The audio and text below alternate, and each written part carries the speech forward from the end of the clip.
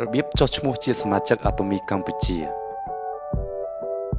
សូមចូលទៅគេហទំព័រ Atomy កម្ពុជាគឺ www.atomy.com/kh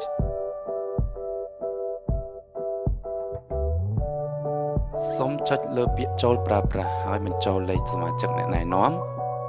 បញ្ចូលលេខសម្ងាត់ហើយចុចពាក្យចូលប្រើប្រាស់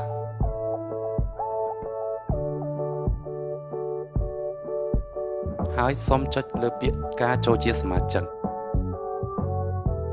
រួចសូមអានទៅលើសេចក្តីណែនាំផ្សេងៗឲ្យបានគ្រប់ឃ្លាហើយចុចលើពាក្យថាយល់ព្រមរួចចុចពាក្យថាបន្ទាប់និងសូមបំពេញទៅលើព័ត៌មានផ្សេងៗដែលមាននៅក្នុងទាំងមួយនេះជាដំបូងបញ្ចូលលេខសម្គាល់អ្នកណែនាំចុចពាក្យបញ្ជាក់ហើយចុចលើពាក្យសូមបញ្ជាក់បន្ទាប់មកជ្រើសរើសមជ្ឈមណ្ឌលហើយបញ្ចូលឈ្មោះនិងនាមត្រកូលរបស់លោកអ្នកជាភាសាអង់គ្លេសនិងជាភាសាខ្មែរ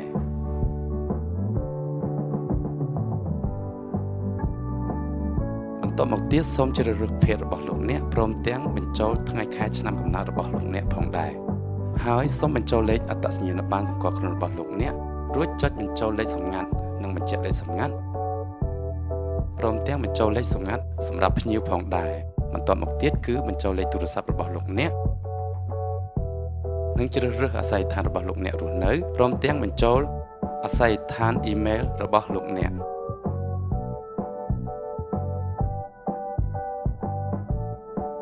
ហើយចុចពាក្យថាបន្ទាប់លោកអ្នកនឹងបានឃើញព័ត៌មានដែលលោកអ្នកបានបញ្ចូលសូមពិនិត្យមើលសារជាថ្មីម្ដងទៀតបើមិនមានអ្វីខុសឆ្គងនោះទេសូមលោកអ្នកចុចពាក្យថារួចរាល់នោះលោកអ្នកនឹងទទួលបានលេខសម្គាល់សមាជិកព្រមទាំងលេខ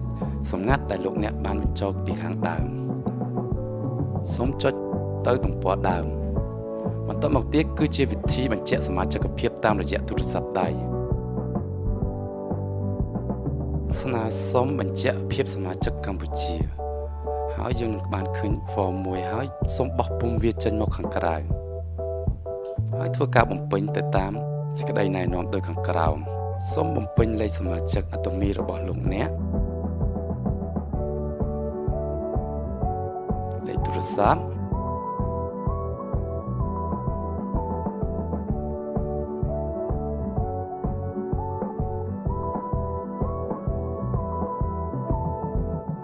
បន្ទាប់មកសូមបំពេញឈ្មោះរបស់លោកអ្នកជាភាសាអង់គ្លេសនិងភាសាខ្មែរ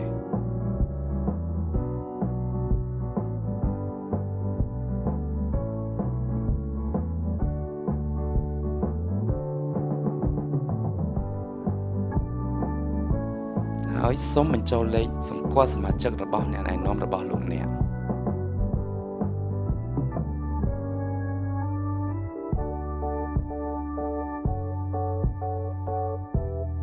បន្ទាប់មកទៀតសូមបញ្ចូលកាលបរិច្ឆេទនិងចុះហត្ថលេខានៅខាងក្រោម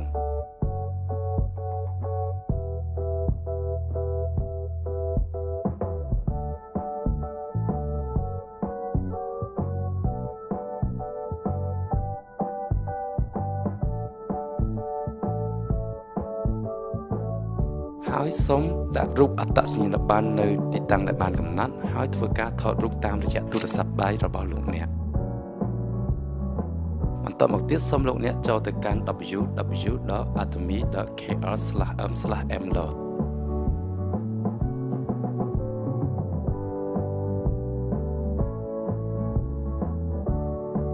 ហើយបញ្ចូលលេខសម្គាល់សមាជិករបស់លោកអ្នកព្រមទាំងលេខសម្ងាត់ដើម្បីធ្វើការ login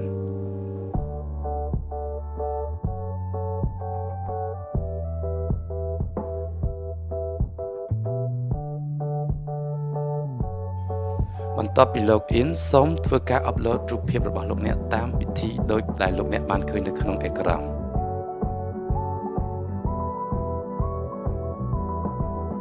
បន្ទាប់ពីធ្វើការជ្រើសរើសរូបថតរួចសូមចុចលើពាក្យថា OK លោកអ្នកនឹងទទួលបានការបញ្ជាក់សមាជិកភាពរួចរាល់បន្ទាប់ពីលោកអ្នកបាន upload រូបថតរបស់លោកអ្នកក្នុងរយៈពេល2 ទៅ 3 ថ្ងៃសូមអរគុណ